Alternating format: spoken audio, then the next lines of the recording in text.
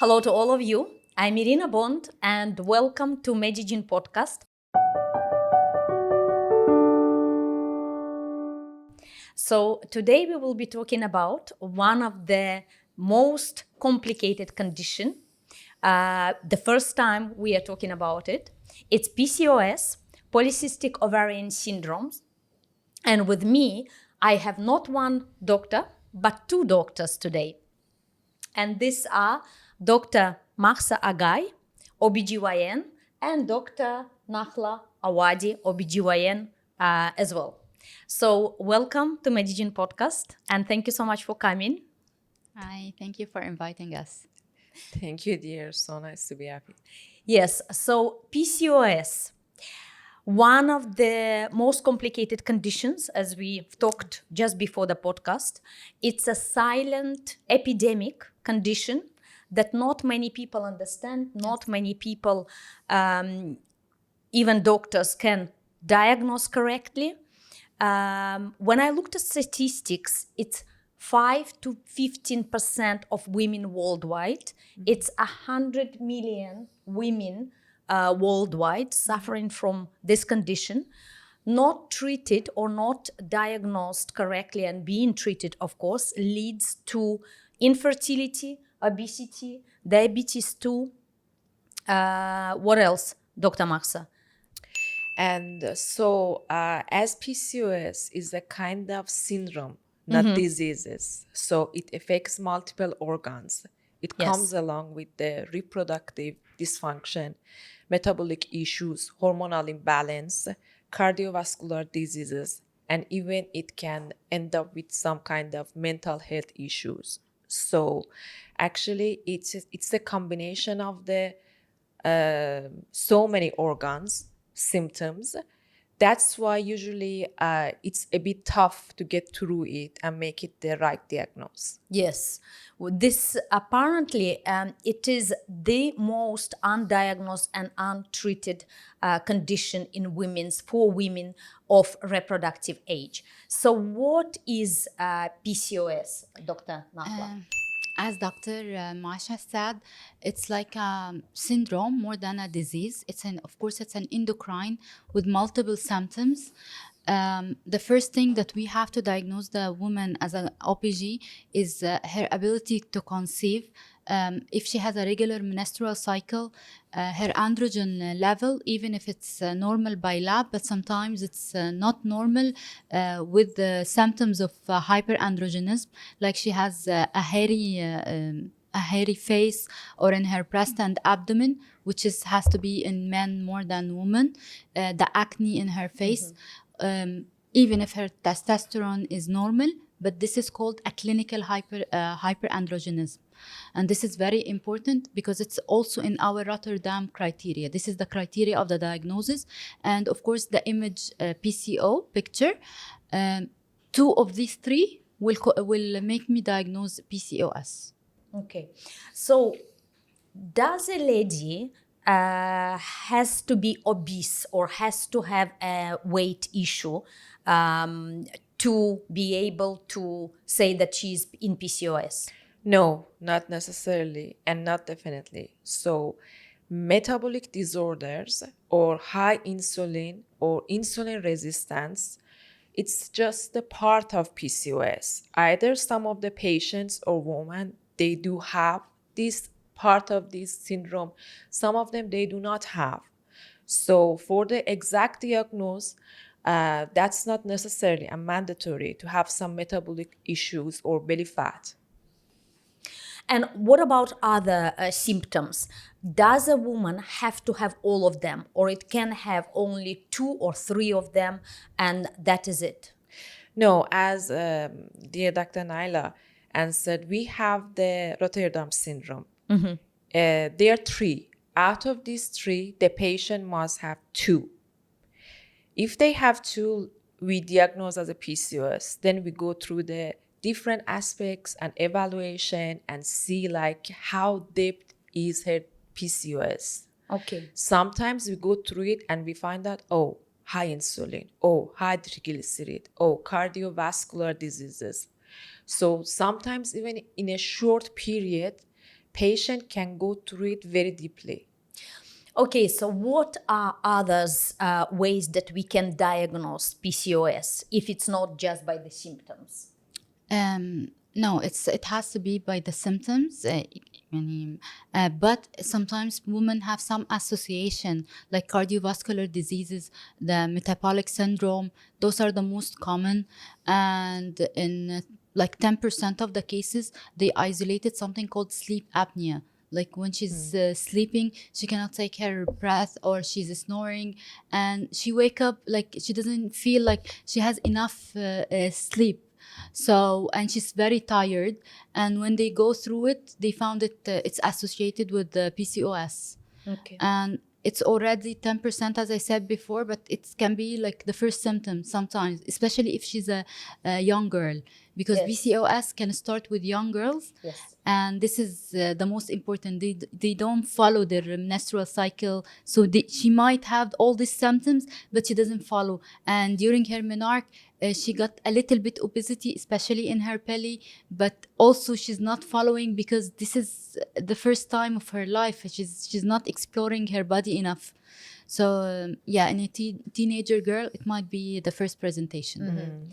And Dr. Mahsa, you spoke about the blood test parameters Yes. that may also indicate that it could be PCOS. What are those, please? Most of them, for me as a gynae, there are hormonal tests. Later on, to get through the exact treatment, we have to assess other parameters like metabolic parameters as well. But usually the PCOS woman, they have higher level of testosterone. Yes. They have lower level of progesterone. They have higher level of LH to FSH ratio. We have a specific ratio that is balanced to the all women who they have balanced hormone and regular periods. But in the PCOS woman, the LH sometimes is high as much as 50 times than FSH. And we have some other parameters, like usually AMH is the indicator about your fertility, about your ability to conceiving. What is AMH? Because a lot of people may not know. Like it's the abbreviation anti-Mullerian hormone. It's Which is indicator for how fertile you are. how fertile you are and your ability to conceive. Yes.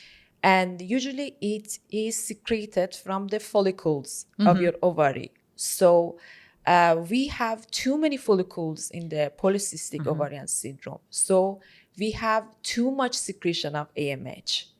But usually we find AMH up to 1.5, usually.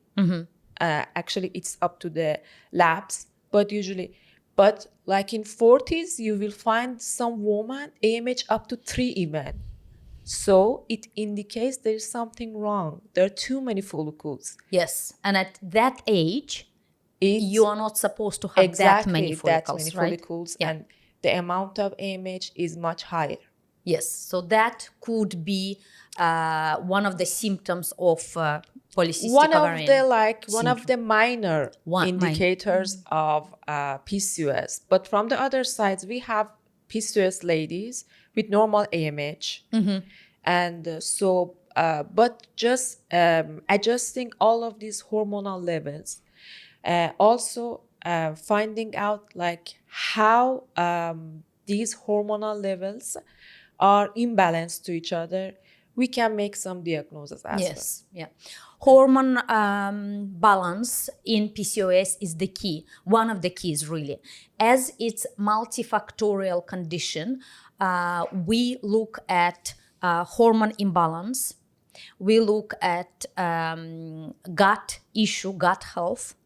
We also look at, which is insulin resistance, right? We also look at, from gynecological point of view, at ovarian health as well. So tell me, please, a lot of people this is one of the myths, I think, of PCOS. And it's good to highlight on our podcast. People think that PCOS has to have a cyst. Is that the case? It's not one cyst, it's cysts. Yeah, with S. It's a trapped follicle. Does it have to be a cyst, or it doesn't have to be a cyst in PCOS condition? No, it's a multiple cyst. Okay, and we have also a criteria of ultrasound diagnosis. Like it has to be more than 12. I can count it, and the diameter would be from 2 to 9 mm. And the volume of the ovary will be more than 10. And we have our criteria, but if it's only one cyst, it's just an ovarian cyst. People misunderstand between an ovarian cyst, which is a trapped follicle with a big water or anything inside, or sometimes a blood, according to the pathology, and the multifollicular cyst, because in PCO, as doctor said, there is many follicles. This is why the anti-Mullerian hormone increase, because they are all trapped inside the ovary with no function actually, and this is the disappointed part. Yes, I see. So how do we then treat, how do we approach a treatment of PCOS? It's seemed to be like never-ending story of complications and of symptoms. How do we actually approach it? No, actually, so as it's a syndrome, we have to mention, so it's not a disease, and it may take time, and even it comes along in your lifetime. So, but there are so many ways to treat it, but definitely not cure, because it's a deep endocrine, some kind of imbalance or hormonal imbalance. But the most part and the major part or the key part of the treatment is lifestyle modification. As a doctor, if I prescribe even the highest categories of treatment, or as a patient, I'm receiving the endless treatments, they cannot work until we do correct lifestyle and changing hormones. So lifestyle modification and hormonal balancing, there are the two main parts of the treatment. Yes. So we know with PCOS, so let's talk about a little bit about hormone balancing, because PCOS is when testosterone is a bit higher, when your estrogen may be higher, when your progesterone may be lower. How do we approach this situation? The first thing is to do the hormonal test. And even before that, listen to the concern of the patient according to her age, according to her needs, what she wants. She wants to conceive, or she wants to have a regular cycle, or just need, even sometimes they have a simpler answers, like I want to look good, I don't want the acne, I don't want the hairy on my face, I did lots of lasers. So we have to listen well, and to see other metabolic syndrome she had, like she has an insulin resistance, she had to be treated. The most dangerous part in the PCOS, that they have a cardiovascular issues along, even as a long-term complication, because as a doctor Mahsa said, it will be there in all her life, so it has to be controlled all her life. So in a hormonal balance, I do balancing of testosterone, of course, and the E1 to the E2, because what we have in PCOS is the hyperestrogenic state of E1, the estrogen that trapped in our fat cells, and this is not the beneficial estrogen of us. Yes. Okay. It's called E1 estrone, right? Yes, estrone. We have 4 types of estrogen, or even some people say it's 5, but the most important one are 4. One of them is the E2 that we love. It's our estradiol, but in PCOS it's the other way around. So sometimes we need to just oppose this estrogen, and of course to balance the FSH to LH ratio, so we maintain a good ovulation and quality of ovum. And what about progesterone? So we know that estradiol is the most potent, the most anti-inflammatory, the most antiviral, which is actually in PCOS is going down. That's why inflammation is going up in PCOS. And chronic inflammation is one of the keys. But let's talk a little bit about progesterone. What's happening to progesterone in PCOS? So PCOS is a situation that the body goes into chronic anovulation. And we don't have proper ovulation. So in every cycle, we don't have a good quality released egg. So we lose already one of the most sources of progesterone. So they usually have progesterone lower than normal people. So lack of progesterone comes into your daily life. Sleep disturbance, feeling anxiety, feeling more stressed, feeling more anxious. And what happens inside of your body? So estrogen comes to building up the endometrial layer. From the other side, progesterone has to come to shedding it. So we don't have enough and quite enough progesterone to shedding. So these layers will build up more and more. So the patient will be prone to endometrial cancer. And this is the one of the most horrible or worsened late outcomes of PCOS. Yes, this is when PCOS is not maybe diagnosed or maybe not treated.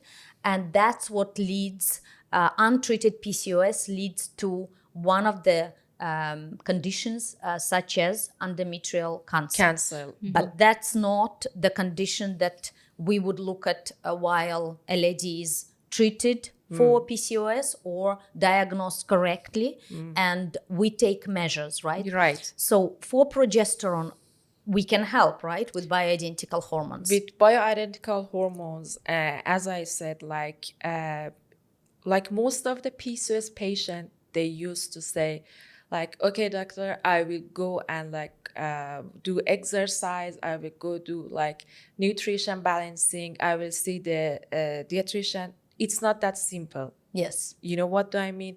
Because underlying, we have high cortisol, we have high insulin, we have high testosterone, we have low progesterone, and you have an impacted belly fat, you have a visceral fat. So along with nutrition, along with dietitian, you have to take care of your hormones. And either you are taking, I don't know, exercise or not, but your hormones have to work in a proper way. Yes, absolutely. First and foremost, as you know, at Medi-Gyn, we look at your hormone health, which is the basis of it all, we believe. And so we opt for balancing your hormones in the first place. While we are doing that, we also work on your lifestyle modifications. So what are those lifestyle modifications? Let's talk a little bit about that. So it's nutrition, of course. It's exercises. Yes. It's sleeping, your sleeping pattern. Yeah, your sleeping pattern. And of course, you have to take care well of your body. This is the most important part. Even the exercise, you don't have to make a heavy weight lifting or anything, just walking. And the meditation is very good because in PCOS, they have stress, they have sleep disturbance. So if she started to meditate in any way she can do it, she will relax a little bit, and it will be encouraged in her as a part of her routine, and this will help her to gain even self-confidence of the treatment until we manage the case. Yes, absolutely.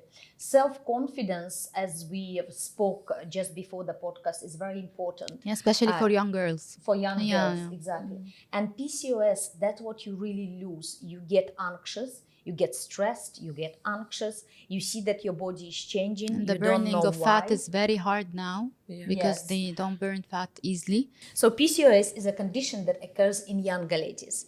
Ladies who are yet to find themselves in their lives, ladies who are yet to meet perhaps that perfect partner, ladies who are yet to kind of establish in their lives. So those ladies, especially those ladies, they need more of their confidence, and they need more of their mental state, of course, in the right place. So what can we do for those ladies First of to all, assist them? listen to them carefully, and to reassure their worries, especially if they are irritated or irritable of anything, especially if it's about their beauty and their cosmetic figure. And then explain to them every part all the way, and their meditation and their anti-stress life that you will encourage them to do it will help a lot, and even they will gain confidence in themselves and in your treatment, because this treatment will take many years, and it will be like a daily routine for all her life. So she need to trust the measures you're putting on her. Yes. And even if you're gonna put her onto a hormone, she need to trust this hormone, even if it's a bioidentical hormone, but it's not very famous for many young ladies. Maybe older ladies will understand, but and they tried the other measures already, and they failed, and it was very tired for them. So they are more encouraged. But the younger ladies, it's their first experience in everything. Yes. So explaining every part, and they read a lot. And now the internet, it goes ChatGPT and viral everything. So they will read a lot after you. So don't say I know what I'm doing to you and just take this or do this. No, you have to explain every part. Yes, absolutely. Explanation of the treatment is one of the key kind of elements that we do at Medi-Gyn.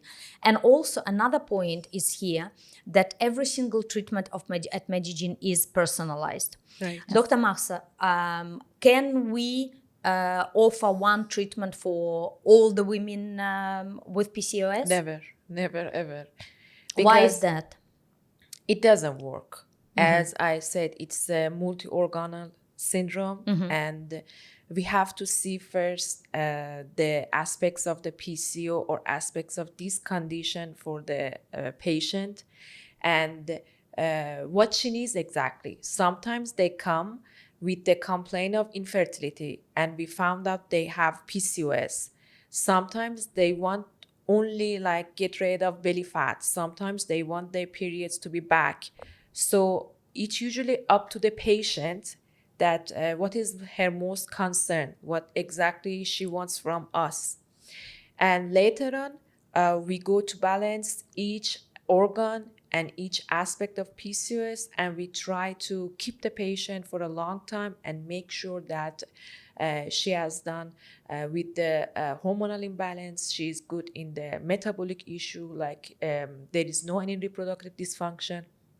That's the way it works. Yes, mentorship, I think, of the patient is very important, and that's what at Medi-Gyn, it's our key, not to leave the patient in any way, but to be with the patient all the time and to make sure that she understands what she's going through, and make sure that we are on the other side of the line, on the other line for her time and time again.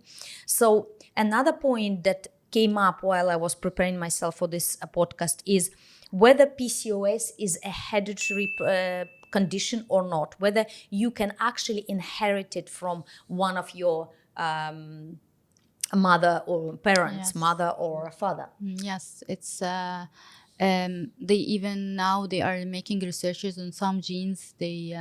So they are talking about genetic aspect. Of course, we know that it runs in families. Sometimes you get your mother, your cousin, or one of your aunts with it, and we sometimes called it a hyperestrogenic family. Okay, even if they don't have a PCOS, but they have other signs of hyperestrogen. And the most important part, it can be inherited from the father's side. So this means all the males in our family, if I'm having a PCOS, might having some hidden cardiovascular diseases that we can, like hyperlipidemia, that's familial, and it comes in a very early age for men or women, and insulin resistance as well. And you can save the life of your family members, even the male, just by knowing that you're going through PCOS. Dr. Mahsa, what do you think about PCOS being hereditary condition? Can we get it from our mothers or fathers? Like, first of all, PCOS is a multifactorial condition. Like, we don't have a specific gene, for example, gene number 20, that carries on like this disease or this condition. It's environmental, gene, and then hormonal imbalance or reproductive issue. All of them, they come along through.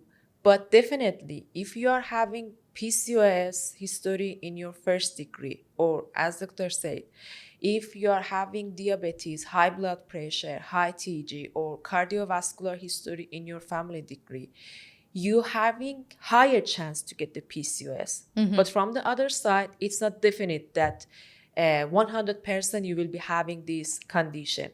Yes. But from the other side, we have seen as well that those patients, they don't have any history, any familial history, but they get it. Because from my aspects, environmental factors, they play such a crucial role. Like stress, chronic stress and trauma. Yes, that was my next question. What are the causes actually for PCOS? Like Environmental factors. environmental factors.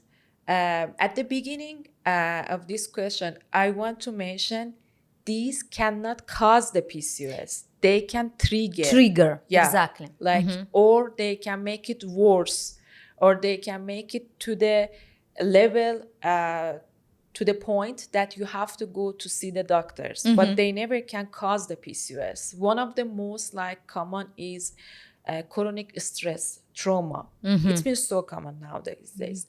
And sleep disturbance. So all of them, they cause high cortisol, high insulin. Or we have like some type of chemicals, endocrine disrupting chemicals that we see them in the aesthetic products, food packages, plastic packages. They interrupt your hormonal balancing. Also, they can trigger the PCOS. So you have some type of silent PCOS in your body. And when these environmental factors see your body, so yes, the PCO comes up. Yes. Dr. Nahla, what is your view on what causes PCOS? Actually, PCOS, has, as the doctor said, has no definite cause, but just some measures that predispose to it, trigger the PCOS. So along with the environmental factor, the inflammation as well, any inflammation, even the scars will cause triggers to our interleukins inside our body that cause hormonal imbalance as well, the pollutant in the environment, anything that will cause inflammatory condition might cause eventually a PCOS as a trigger, not as a cause. Yes. This is plus the things that Dr. Mahsa said very nicely. And unfortunately, this is what makes PCOS a very huge subject.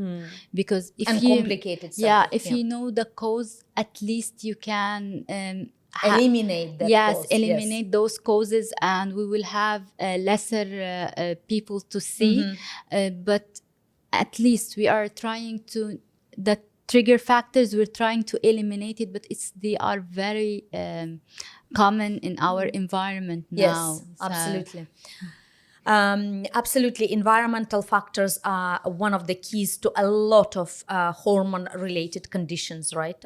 These days, as we see in our ladies, whether it's menopause, whether it's perimenopause, whether it's any other hormone-related conditions during their reproductive stage. So, Dr. Mahsa, what are the treatments then? What about, we've talked about lifestyle treatments. We talked about actually nutrition. We haven't talked about it as much. What do we do with our carbs? Wonderful carbs. Wonderful carbs. That we all love. Yeah. So we have to step into low carb diets, definitely. High protein, low carbs diets, as the dear doctor said.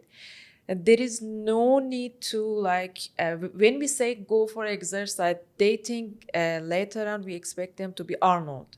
No, it's a simple walk. Yes. 5 times a week, at least for 20 minutes, anywhere, outdoor or indoor, we don't care. But you have to run your blood in your body.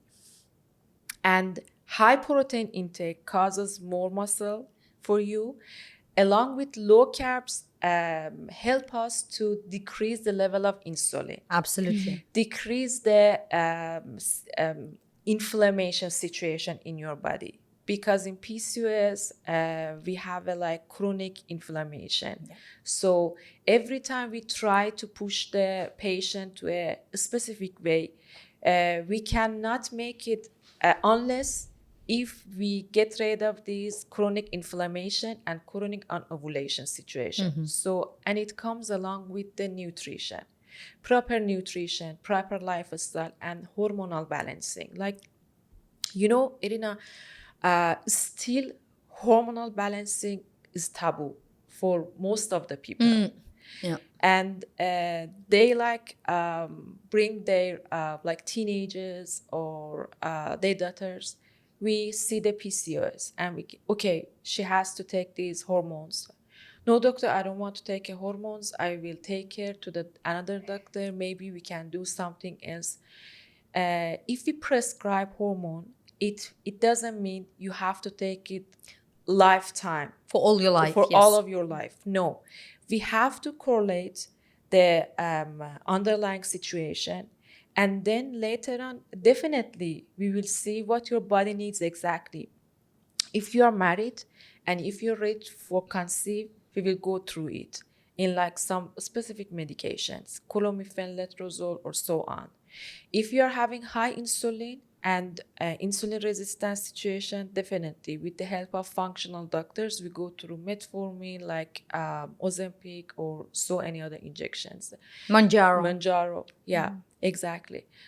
So some patients come with the hirsutis, acne, hair falling, coarse hair.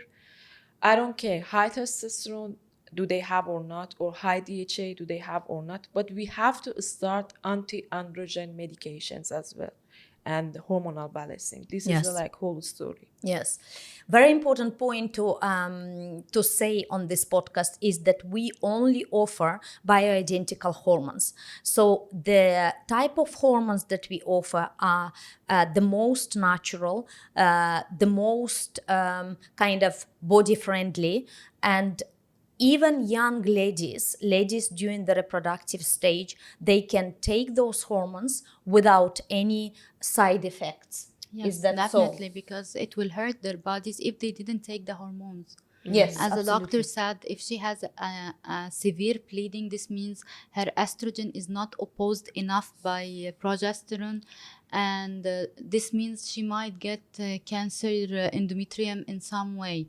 And if I'm gonna offer her a progesterone that will help her to do that, especially if it's a bioidentical, she shouldn't be afraid of the previous math of the synthetic hormone, Yes. because now we're getting it bioidentical. If I will increase the dose, so I will give a little bit estrogen, it's also a bioidentical, but it will help her body to get through the inflammatory process of the PCOS and save her the consequences of a long-term complication of it.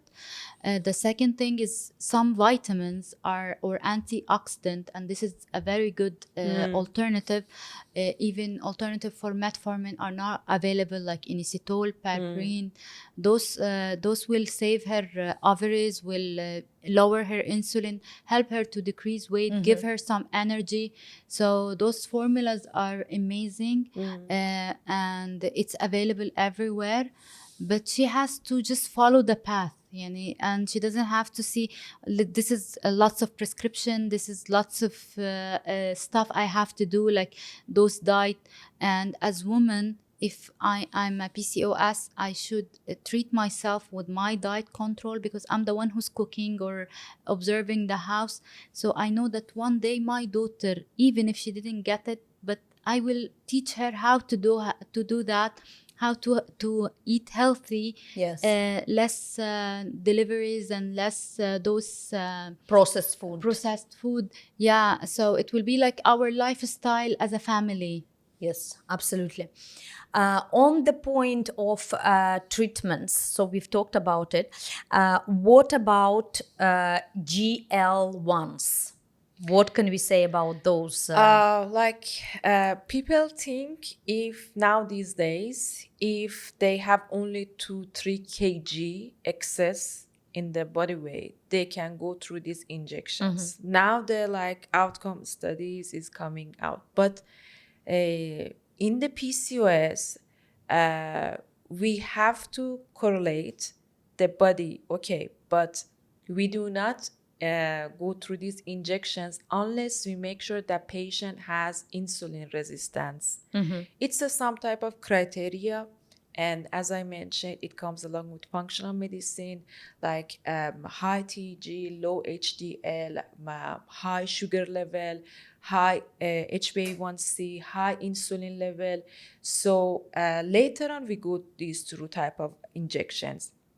If we see that patient is doing well and still she hasn't get through any metabolic dysfunction, any metabolic issue, so no need to go through this medication. Only lifestyle, only exercise, as the doctor said, meditation can help them to lower the cortisol, and we have so many antioxidants, functional aspects, so they can make the lose weight up to even 10 kg.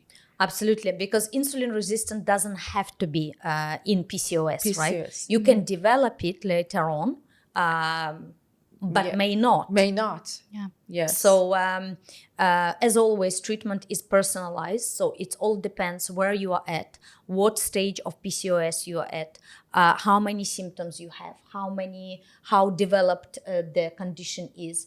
If less developed, then we will never go into any of those injections or drugs that could treat a lady with PCOS at a more advanced stage, right? This is a very good point that the doctor said, because as a functional part, you need many help with you as a doctor, as an OPG doctor. So here in Medi-Gyn also we are offering this, I'm having the functional doctor with me, I have a diet doctor with me, I have a support coach with me. Because sometimes it's a burden on the one doctor to do it, because it's a multifactorial, and the patient needs all the support it can get. She also needs the support of her family to understand her condition and to help her to change the lifestyle of the whole house. Yes. And as I said, it runs in families, so even the men in family will have to protect them from our metabolic disorder, especially if she's diagnosed with PCOS with some metabolic disorder like the insulin resistance. Yes, so talking about families, let's see what would happen if the PCOS condition is not treated. What are the complications? What are the result of this condition? As an aspect of reproductive system, like chronic anovulation, no conceiving. Even if they conceive, study shows higher risk of miscarriage, higher risk of gestational diabetes during So the pregnancy. infertility first and foremost, infertility. Yes. And as a aspect of cancer, we mentioned endometrial cancer. As an aspect of hormonal imbalance, there will be so many hormonal imbalances and metabolic issues. They will end up with any type of cardiovascular diseases, even the infarction, and high triglyceride and diabetes. They can end up after 10 to 15 years being undiagnosed. So mental health, they can develop depression, severe depression, and anxiety. Even I have read one study that they push PCOS patients to at least get 1 to 3 session therapies, and specifically cognitive behavior therapy is some kind of a specific therapy. So long-term complications are really worse. And there was again a study in the US done in the survey that the patients were diagnosed as a PCOS. They sent the survey to them. 60% of the patients, they said initially their symptoms wasn't taken seriously. It's been told them that it's because of your puberty, it's because of your anxiety, it's because of your nutrition, and they weren't diagnosed. And usually every PCOS woman worldwide sees 3 to 5 healthcare assistants to get the right diagnosis. And unfortunately, it takes even up to 5 years to be diagnosed. So meanwhile, the patient loses the time. Yes. And these complication and these like underlying imbalances goes deeper, and these outcome may come up. Of course, untreated, undiagnosed, or untreated condition, it will never heal by itself, as we said. There is no cure. There is only a treatment so far. And we monitor it, and we offer personalized treatment to make sure that it's all controlled and it's all kind of leveled. So, Dr. Nahla, any other points from you? The most important point, that two things, like the first is it doesn't have to be an obese teenager, so her mother will care about her menstrual cycle. Sometimes we see it a lot as a slim and lean teenager, and the early we can diagnose, the better, even for the female. And the second thing is the stress. The stress is the most aging process in our body. Whenever we are stressed, we age recently, and we have to take care of our stress, and it's the most important treatment even for the PCOS. Yes, so the most important treatment is The to anti-stress treatment. Yeah, Yes, especially they got anxiety very easily because of the hormonal imbalance, high cortisol, low progesterone, and estrogen with the testosterone imbalance. She will get anxiety very easily. Even her aggressiveness will increase a little bit, because testosterone is a hormone of aggressiveness. So she has to calm down all the time, and this is where comes the family support, especially if she's a young lady. And with stress and with testosterone, sometimes it's not even, a lady cannot recognize this type of, that this is the symptom or this is an issue.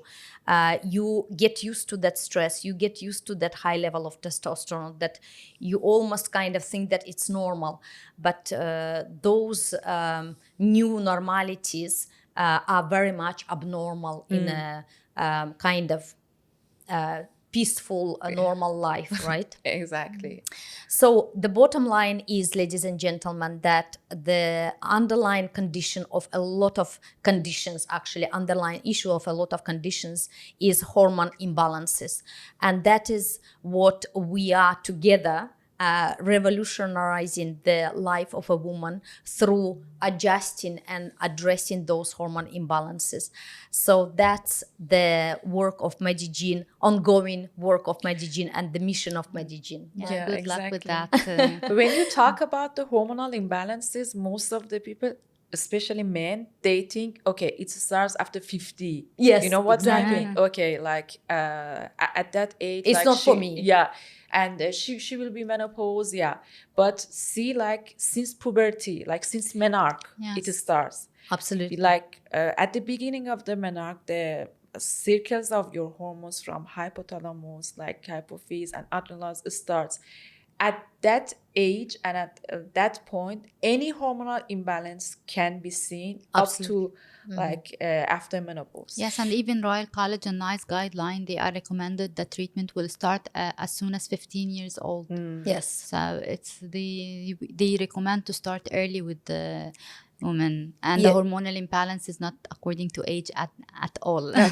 No, at all. And these days it starts early and early due to environmental factors, due to the stress levels that we are facing. This is our new disease, the stress. Yes, absolutely.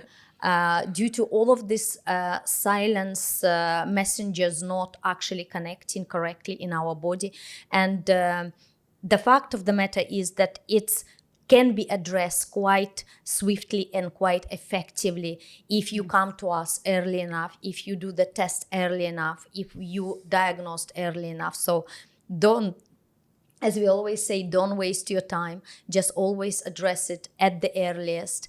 And we are here for you to help you with anything that you may experience. So thank you so much for watching. Thank you so much for joining me, both of you. Thank you for inviting us. And we welcome you to contact Medi-Gyn Center at Medi-Gyn.com or info@Medi-Gyn.com. Thank you so much and see you soon.